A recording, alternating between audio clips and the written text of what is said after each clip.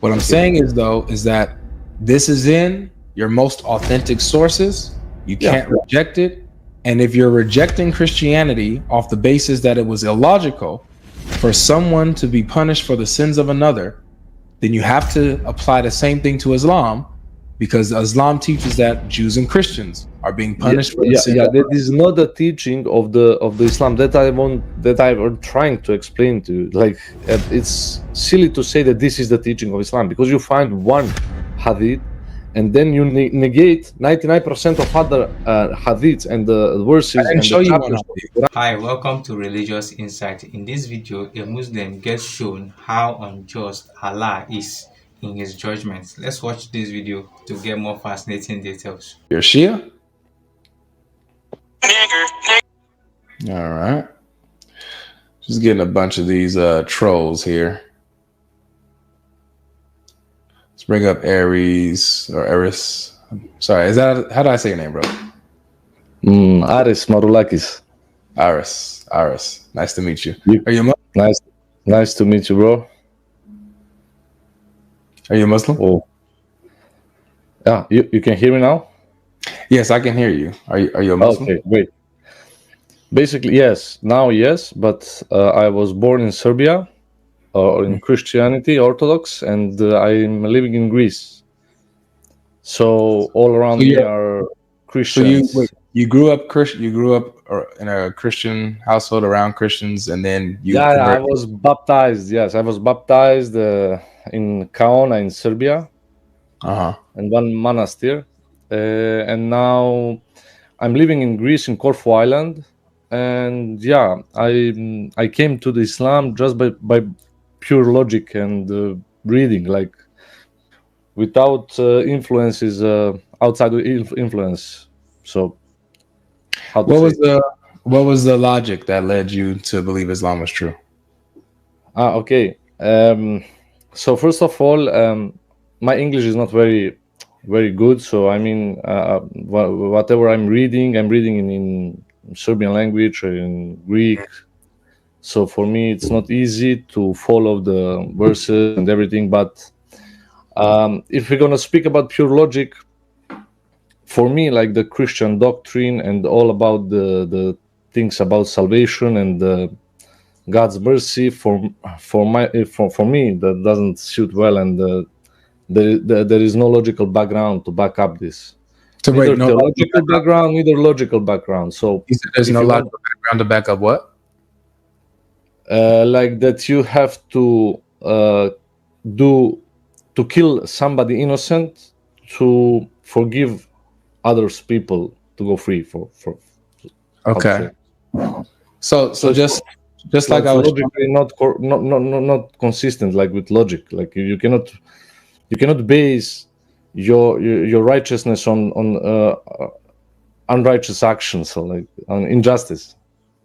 Okay, so I'm going to bring you to the same thing I showed the previous guest. Okay, see, if you're saying that there's no logic in that, and killing someone else for the sins of another, right, or punishing someone else for the sins of another, yeah. In Islam, it has this teaching.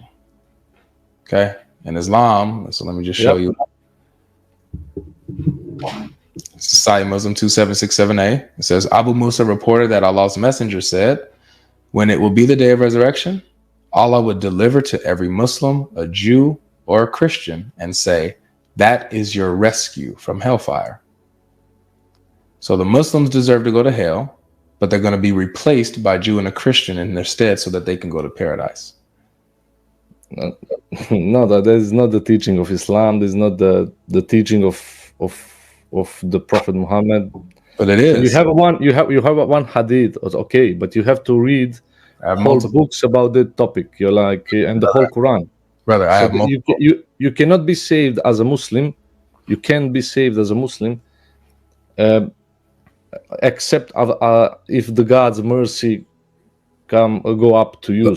But obviously, it's not about some other Jews or Christian go and be redeemed by you. My brother, obviously, that's not true, because Muhammad said here in the authentic Hadith, he said that it's the Jew and the Christian that's going to be your salvation.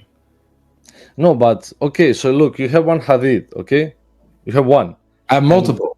No, but you have in Sahih Bukhari and Muslim, you have a whole books about this topic, and you have whole Quran, which is the primary source of information, and there you have clear who is going to go to the heaven and who is going to go to the hellfire, and how this thing is work. So you have clearly stated in Quran that nobody will pay for others' sins. So it's clearly in the Quran. You even have in the Quran, it says that people will pay for other people's sins if they misled them. No, it's not other people's sins. So if I mislead you, I have if I mislead you, so I will pay for that bad deed. So I mislead people. So I have my brother. The Quran says where it says in chapter 16, verse 20. Okay, read me the verse so I can understand. Yeah, well, before we get there, because we'll get there in a second. Yep. This right here, we can't reject this. What I'm showing you on the screen. Yeah, but there is a context, my friend. So look, the context is the day of resurrection. It's the day of judgment. Yeah, but there is a book with the multiple hadith and multiple stories and multiple narrations. None of it helps you here. No, you bring me one verse, one hadith. I'll show you. Look, here's another one. Okay. Another one.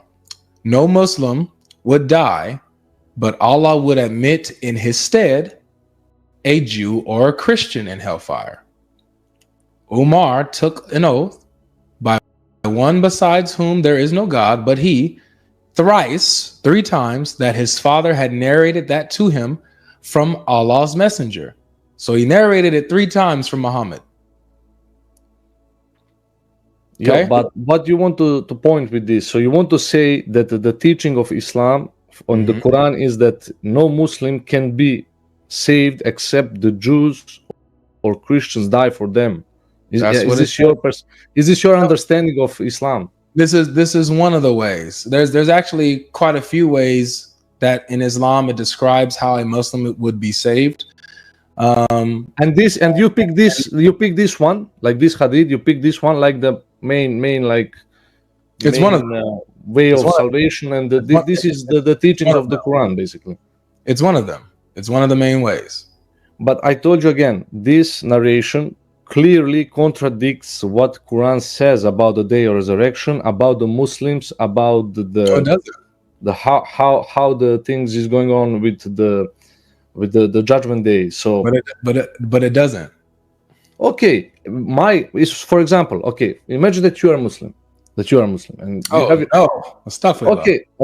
So, okay. Now, I will say like this: you have the primary source Quran, and if something is not in line with this Quran, maybe I don't have a knowledge I don't have the context of all other hadith, so I can understand what is going on. I don't have the context of all these stories. I don't know when is this narrated, at what time, and about what occasion. So I don't know these things, and maybe because I don't know, from my perspective, maybe it's contradiction with what the Quran is teaching. Okay, you understand my position? So I know. Okay, okay. If you prove me from the Quran that these claims can be supported from the Quran, so then we can say that this is the main teaching of Islam, so that all Muslims should believe that they're going to be saved in that way, that all Christians and Jews is going to come and to pay for them basically on the day of judgment. But this is completely not the teaching of the Quran, because you have clear verses from the Quran. Huh? Are you Quran alone? No. I believe in Hadith. But look. This thing about the Hadith, it's like you have like a river of Hadith. Like it's like more than 10,000. Yeah, and some are authentic, and then some are right. Yeah. Some are authentic, but still, what I'm showing you are the authentic Hadith. Yeah, I know Muslim Hadith. Yes, I know. Yeah. I'm aware of that. But I tell you again, like I don't have a knowledge to go in these Hadiths, and that's fine. Brother, I'm not asking you to understand them in the best way. So, I know the rule. So I will tell you the rule. Aris, the rule in Islam is like the Aris, you're not listening, bro. Sorry. Look, I don't need you to give or to try to give an explanation for this if you don't have one. That's fine. You know what I'm saying? You just probably, I guess this is the first time you saw this hadith? No, I know for. You seen this hadith before? Yeah. I saw, because they're all the time they're broughting this up against the Islam. Like this is like the argument you've seen the hadith for. before. Okay. Yeah? Well, all right, no worries. But not having if you don't have an explanation for it, that's fine. Like, if you're honest about that, I have no problem with that. You know what I'm saying? What I'm saying is that this is in your most authentic sources. You can't reject it. And if you're rejecting Christianity off the basis that it was illogical for someone to be punished for the sins of another, then you have to apply the same thing to Islam, because Islam teaches that Jews and Christians are being punished for the sins. Yeah, that is not the teaching of the Islam that I'm trying to explain to you. Like, it's silly to say that this is the teaching of Islam, because you find one hadith and then you negate 99% of other hadiths and the verses. I didn't show you one. I showed you two. Do you want me to show you a third? Show me. I want to see. Okay, so I showed you two, right? Yeah, show me. Showed you this one. That's one. I want to see. Yeah, no problem. Here's two. Here's a third one. It says, yeah, there would come people amongst the Muslims on the day of resurrection with as heavy sins as a mountain. I know this hadith, yeah. Right. Okay. And Allah would forgive them, and He would place in their stead the Jews and the Christians. Yeah, but look, there is nothing about Allah or God is forgiving me, killing or sending Jews and Christians to the hellfire. It's right here. What are you talking about, Habibi? And Allah would forgive them, and He would place in their stead. Yes. So He will forgive me, and on my place He will put somebody else who deserves the punishment. The question is, how does He forgive you? How? By His mercy. His mercy. Oh, okay. How does He show you mercy? Because like you are showing mercy to your child, for example. No, brother, according to this hadith, it's telling you how He shows you mercy. How, according to the hadith, does Allah show the Muslims mercy? No, it's not saying that this is the showing of any mercy here. I don't see any mercy. It states that the God will forgive, but not all Muslims, anyways. Like, come on, man. What we doing here, Aris? Yeah, my friend. Aris. Hey, I'm here, still here. Yeah, you're still here. Okay. Let's finish with this. Okay.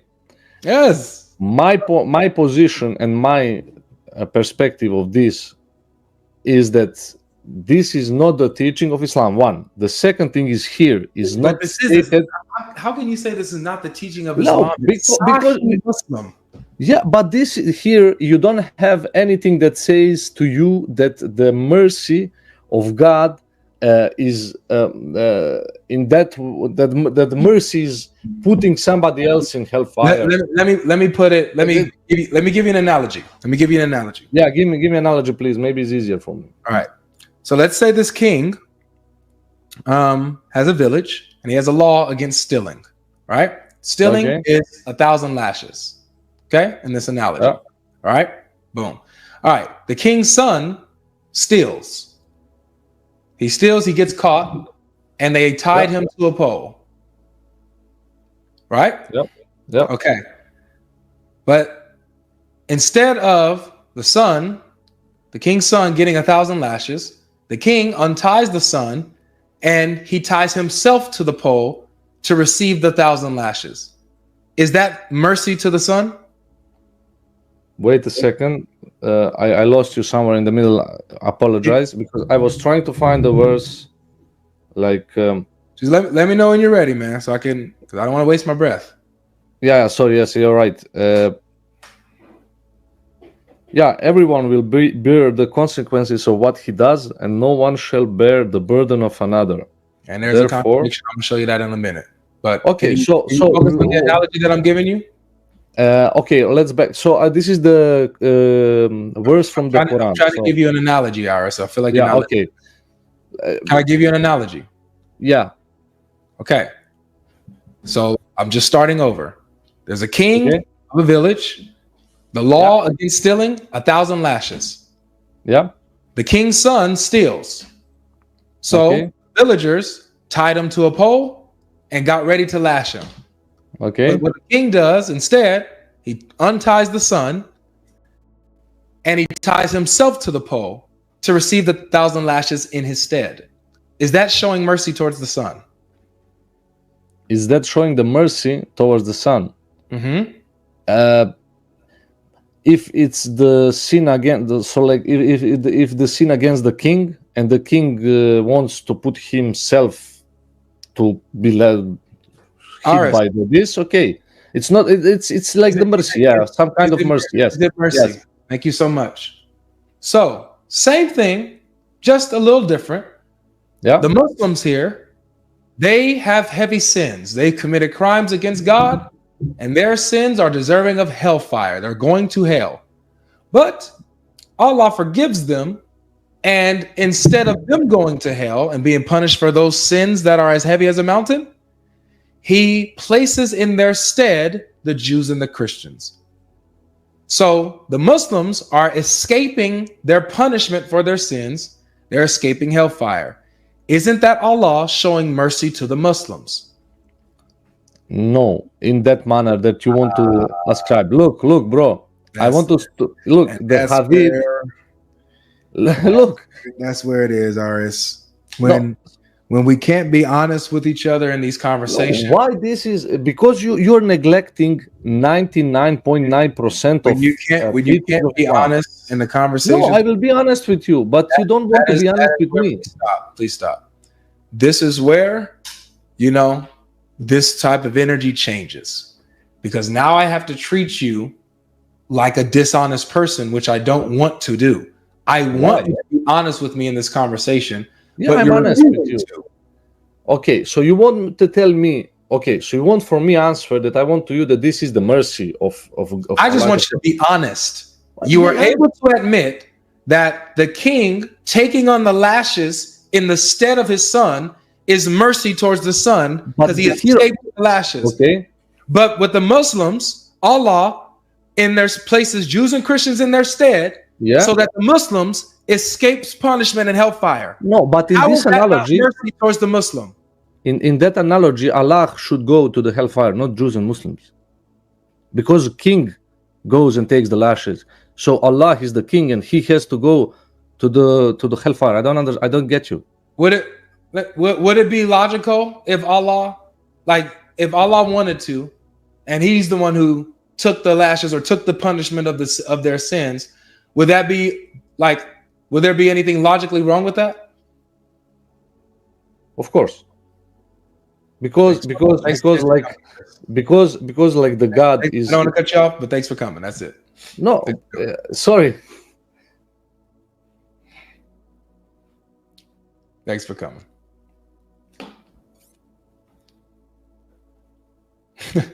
Exactly, guys. Exactly. He made a case for Jesus, and he didn't know it until I asked him the question. And he realized that he got caught and then had to be dishonest again. He said that the analogy would make more sense if Allah himself came and took the lashes. That Allah himself comes and takes on the sins for the Muslims. Then it would be mercy. Doesn't that sound familiar, guys? God himself coming to us to take on the punishment that we deserve in our place, so that we receive the mercy and the grace of God, all who believe in him. So the very reason he rejected Christianity, he also made a case for it. Alhamdulillah, Yeshua. Hi there, welcome back. I believe you enjoyed watching this video. Let us know your views about this video in the comment section, and if you are yet to subscribe to the channel, please do so. hit the notification button to be notified each time we post new and amazing videos like this. And also don't forget to share videos with your friends and your family, and don't forget to like this video. The truth is that any honest Muslim you see is already an ex-Muslim, or he's on his way out of Islam, because it is very hard to see a Muslim that is very honest when it comes to debate like this. He said that he was a Christian from a Christian background before jumping the ship, and I always advise on this channel that before you jump ship, make sure you do your research very properly before you jump ship, else you will live all your life defending the lies that you force yourself to believe. The reason why he converted from Christianity to Islam was because he felt that for Jesus to come to die for the sins of other person is an injustice. He believed that it is not a justice for someone else to carry the sins of another.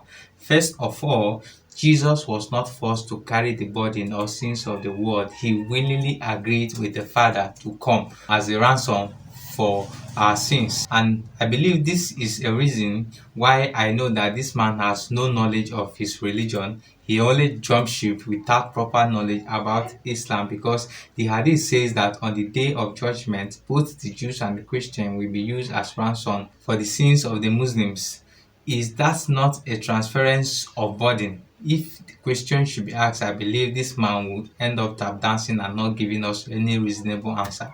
If that is not transference of burden and sins, then I don't know what else to call it, since he believed that it is an injustice for someone else to bear the burden of another. This shows now that he is now placing Allah in this context, that Allah is an unjust God for placing the sins of the Muslims on Christians and the Jews. And the way they always condemn their sources each time go contrary to their debate needs to be studied. A new Muslim convert saying that he does not believe in the Hadith because it is not the original word of the Prophet, that is, it is not the original word of Muhammad, is something laughable, because that is one of the basics of your belief. If you are doubting your Hadith, it means that you are doubting your Quran, because there are so many things that you can find in the Hadith that are not in the Quran. That is how you get your complete story as a Muslim. So for him, doubting his Hadith now because it's go contrary to his debate is somehow laughable. Guys, let's know your views about this video in the comment section, and if you are yet to subscribe to the channel, please